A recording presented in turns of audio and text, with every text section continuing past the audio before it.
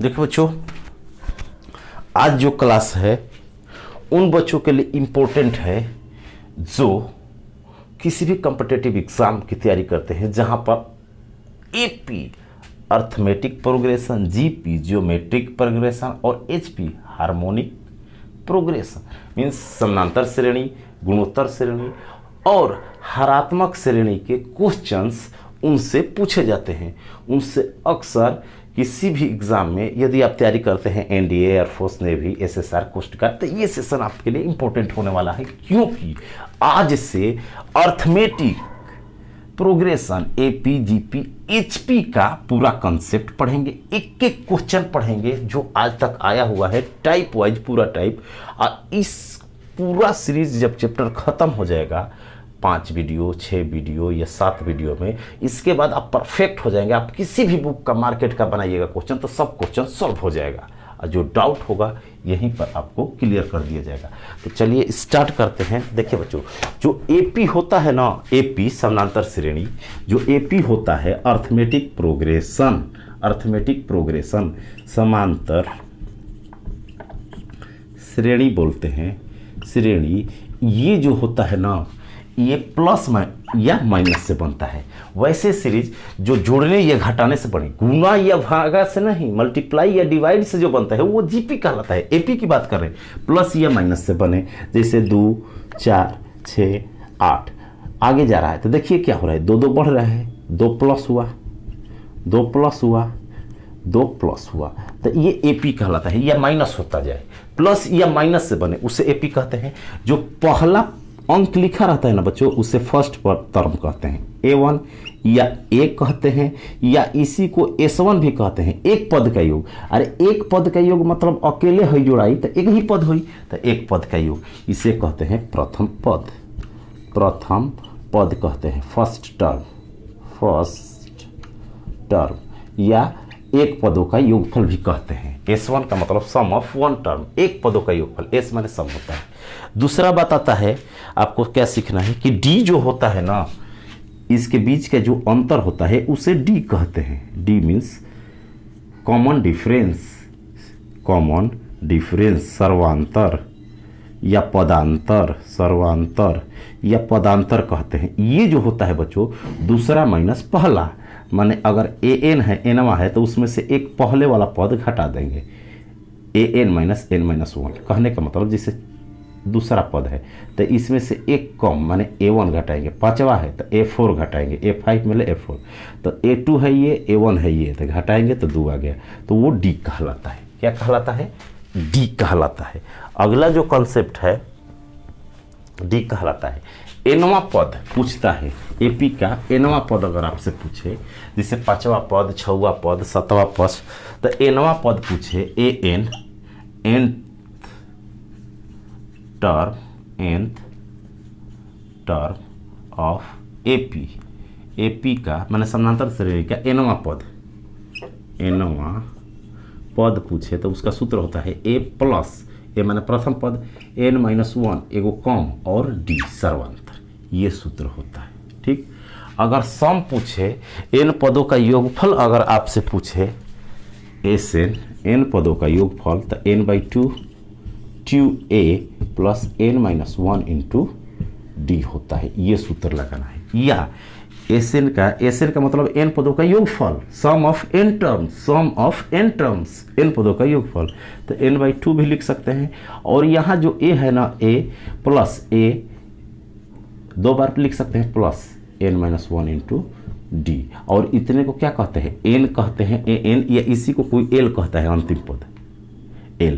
तो ये हो जाएगा Sn बराबर n/2 into a plus an या l।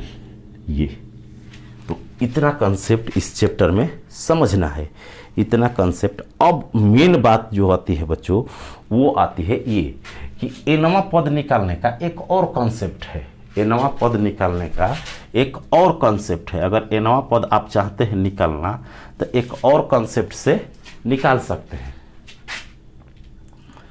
एनवा पद आप एक और कंसेप्ट से निकाल सकते हैं।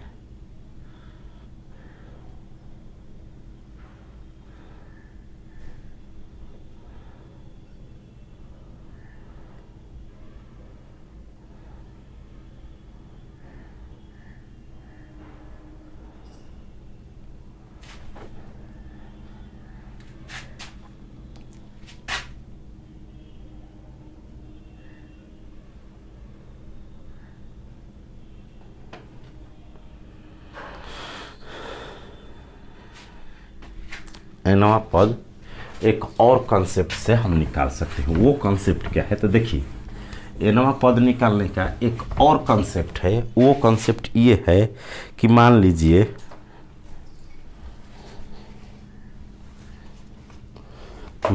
दे देता है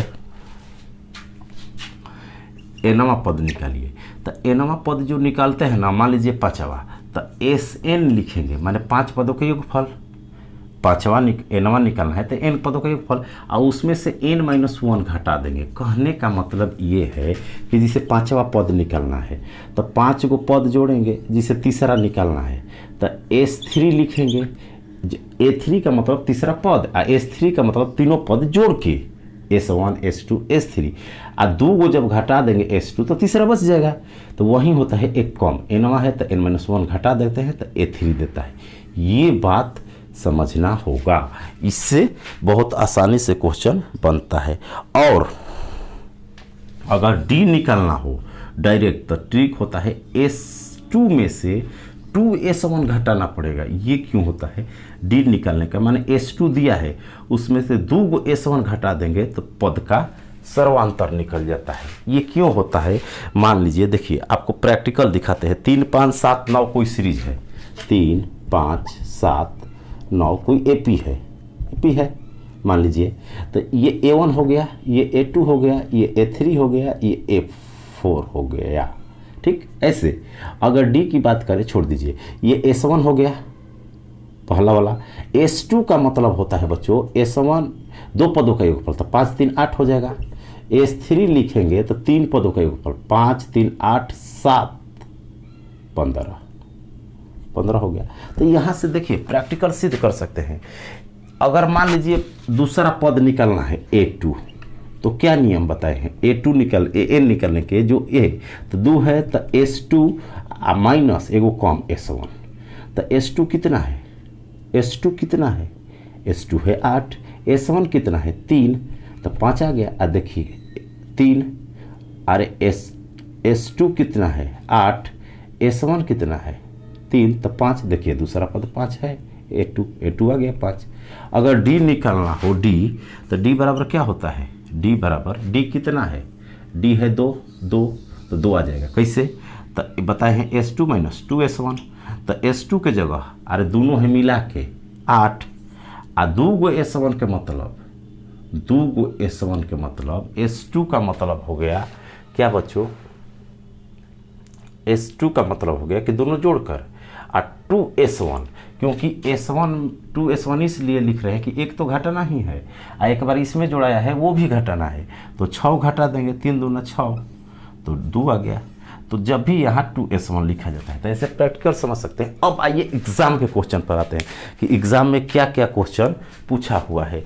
इसी कंसेप्ट से पूरा आपका एपी का क्वेश्चन जितना है हम लोग बना लेंगे। तो एग्जाम में जो क्वेश्चन पूछा था वो देखते हैं। देखिए बच्चों, एग्जाम में जो क्वेश्चन पूछा था वो था, दिया था एग्जाम का क्वेश्चन कि एनडीए में आया हुआ था एक क्वेश्चन, एनडीए में, और ये एयरफोर्स में भी आया है,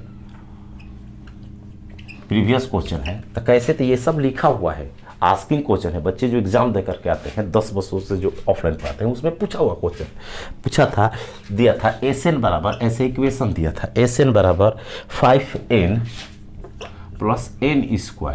ठीक, और तो देखिए जब भी द्विघात समीकरण हो n के पद में, तो समझिए कि योग होता है एपी का। ये तो दे दिया है कि Sn योग है। तो पूछा था पांचवा पद A5, माने पांचवा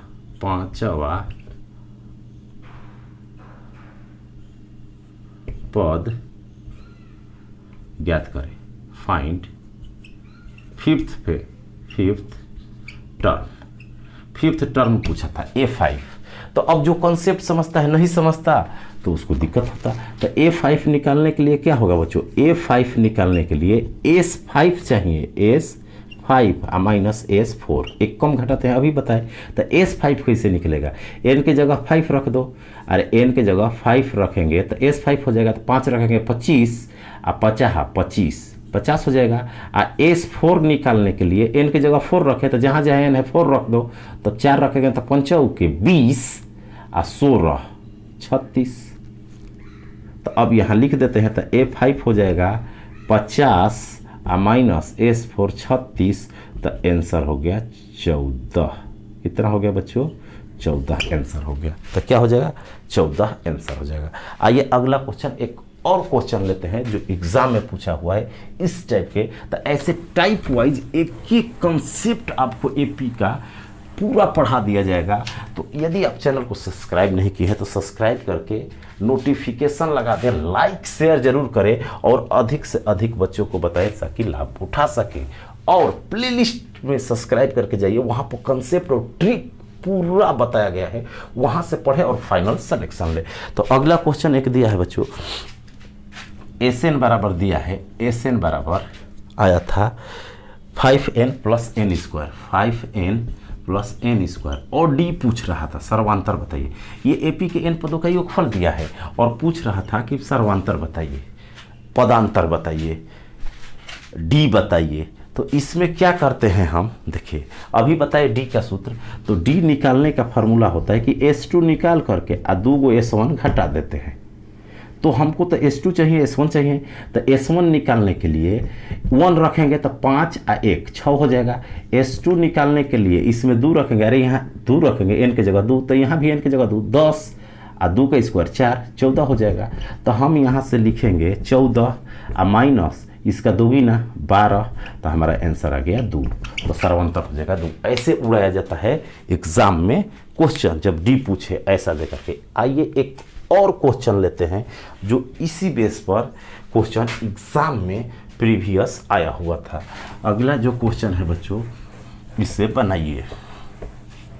अगला वो क्वेश्चन है, इसे बनाइए। दिया है S2n बराबर दिया था 2n प्लस 4n स्क्वायर, और बच्चों पूछा था D सर्वांतर बताइए। बताइए कितना आंसर आता है, बताइए कितना आंसर आता है, कितना उत्तर आता है, आपको इसका आंसर बताना है।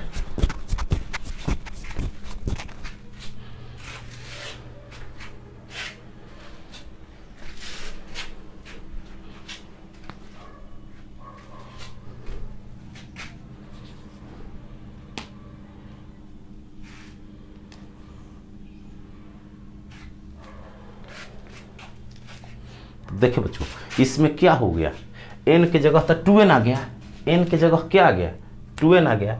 तो करेंगे क्या कि n की जगह 2n आ गया, तो S1 निकालने के लिए अरे 1 रखेंगे तो S2 निकल जाएगा, और 1/2 रखेंगे n की जगह, तब S1 आएगा। तो n बराबर 1/2 रखेंगे, तो यहाँ 1/2 2 कट के S1 बचेगा, 1/2 रखेंगे तो 1 हो जाएगा, और यहाँ 1/4 हो जाएगा, तो 1 हो जाएगा। तो हमारा S1 आ गया 2।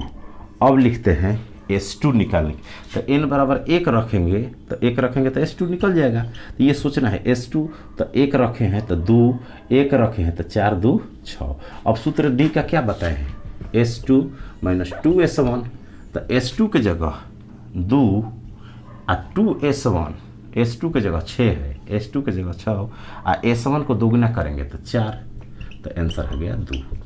ऐसे कंसेप्ट और ट्रिक के लिए आप एक एक टाइप का जो एग्ज़ाम में आया हुआ है उसके लिए अधिक से अधिक बच्चों को शेयर करें, और आपको एक एक कंसेप्ट समझा दिया जाएगा ताकि एग्ज़ाम में कैसे क्वेश्चन पूछे जाते हैं सम ऑफ एपी पर नेक्स्ट वीडियो में पढ़ेंगे। तो आज के लिए इतना ही।